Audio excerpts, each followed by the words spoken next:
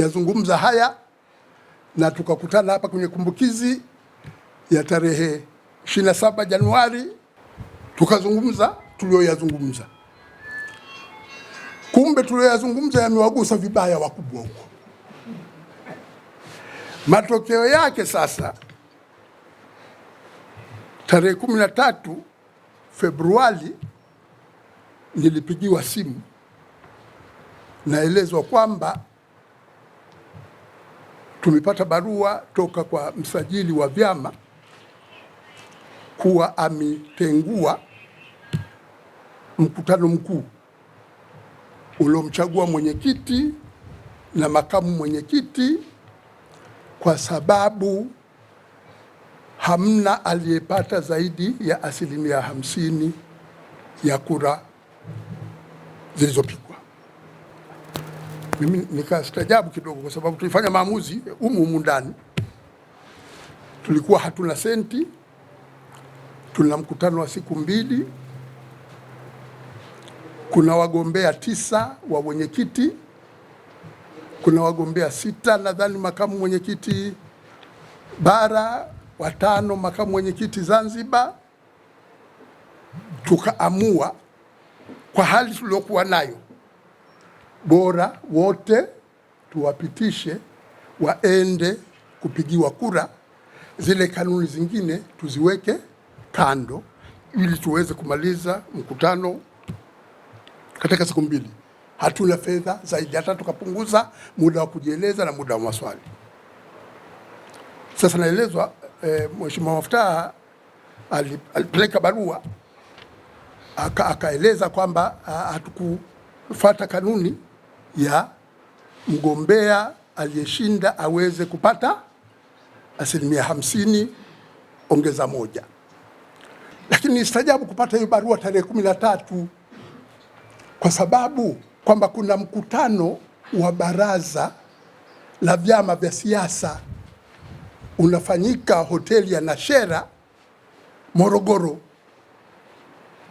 na kwamba mwenyekiti, naomba uhudhurie. Sasa mimi sio mjumbe wa kamati ya uongozi wa baraza la vyama, lakini mwenyekiti wa baraza la vyama pamoja na msajili walishauriana, wakanialika mimi pamoja na kualika wajumbe wengine waweze kushiriki huko. Kwa hiyo tarehe 10 mimi nimekwenda Morogoro kwenye kikao cha baraza la vyama. Tunaye msajili, tunaye sisi, tukajadili masuala haya.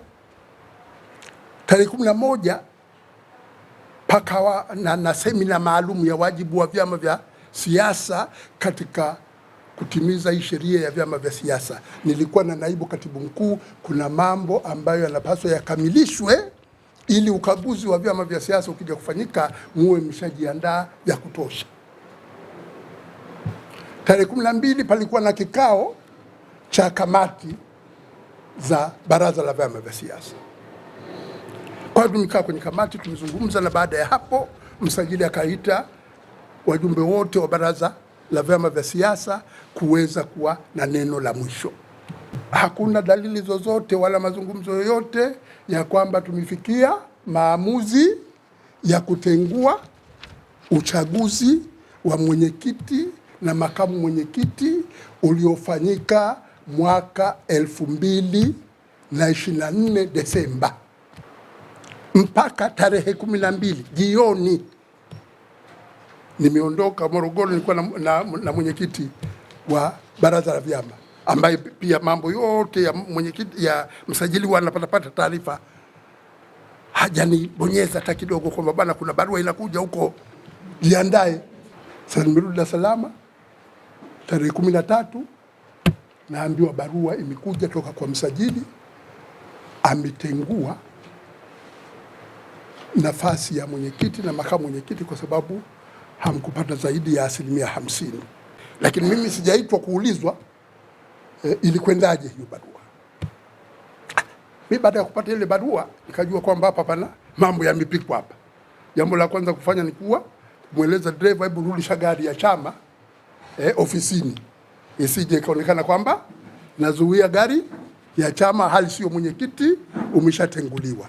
Baraza hilo ambalo alipoitishwa na kamati ya utendaji au ya ofisi ya katibu mkuu ndio likapanga mkuu wa uchaguzi utafanyika tarehe 21, mkutano mkuu wa uchaguzi. Hawa wanachama wanaotaka kugombea nafasi hizo, hata kama msema kwamba ule umevutwa kabisa, sio swala la wa kwanza na wa pili, hawa ambao wanaotaka kugombea nafasi hizo mliwapa taarifa saa ngapi? Wamepanga mkutano ufanyike tarehe 21.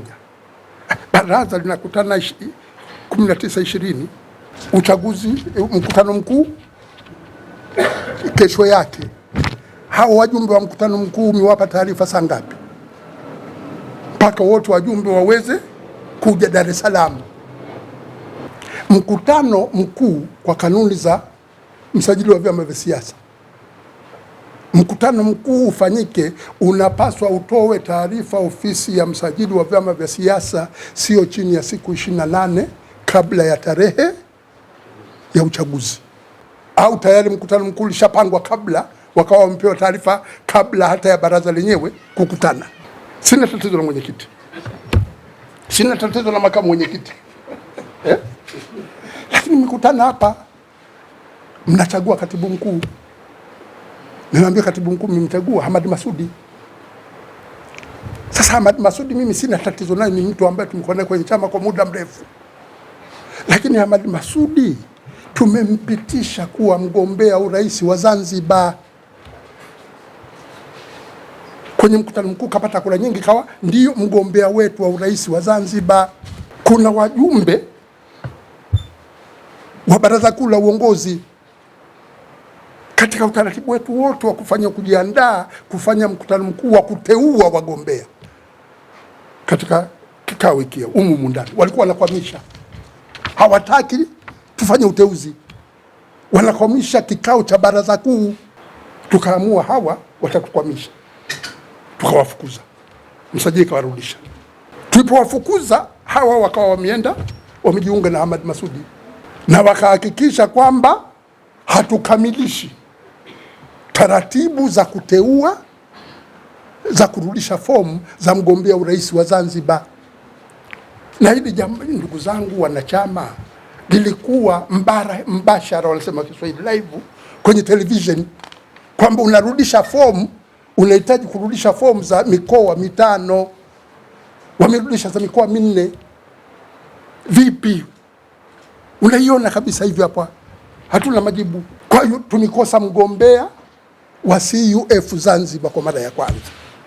Hivi kweli, yani katika hali ya kwamba mgombea wetu hakukamilisha taratibu za kurejesha fomu na ana uzoefu wa kutosha, si jambo la kuficha hili. Sasa wewe ndo alafu mseme kwamba hapana tunamrejesha kwa katibu mkuu. Hivi Wazanzibari watawaamini nyie kweli kwamba mnahitaji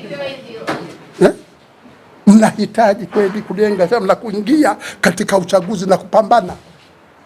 Tusioneane haya.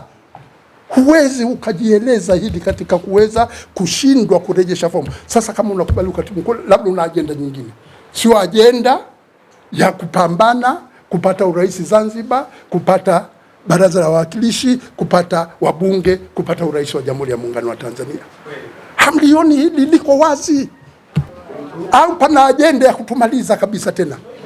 Pamoja na mazingira haya magumu, lazima tuweze kujenga chama chetu, na namna ya kuweza kujenga chama chetu tuweze kusimamia tamko la chama la kuweza kupata serikali ya mpito.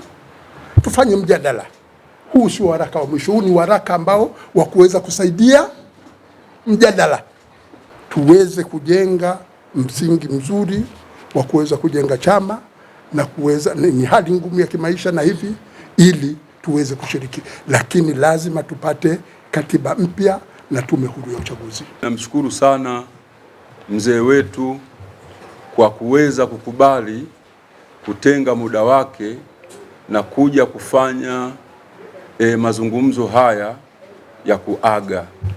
Lilikuwa ni jambo la msingi sana yeye aweze kupata muda wa kuaga, kwa sababu amekitumikia chama kwa muda ambao hatutegemei mwenyekiti mwingine kuwa anaweza akapata hiyo fursa. Ni fursa adimu. Muhimu ni kuombeni wanachama, baada ya kuagana na mwenyekiti hivi sasa turudishe umoja. Familia huwa wanazozana juu ya meza, wanakula pamoja na wanaendelea kuwa wamoja. Tukazozane kwenye meza inayoitwa SUEF ili tuendelee pamoja. Tutafika, kwa sababu haya hayajaanza leo. Migogoro yetu sisi ya kiuongozi sio ya leo, lakini tumekaza roho mpaka tumefika hapa. Ni kwa kukaza roho, lazima tukaze roho. Siasa haitaki moyo mdogo, siasa inataka moyo mgumu, moyo imara wa kupigania taasisi kwa maslahi ya taasisi na maslahi ya Watanzania.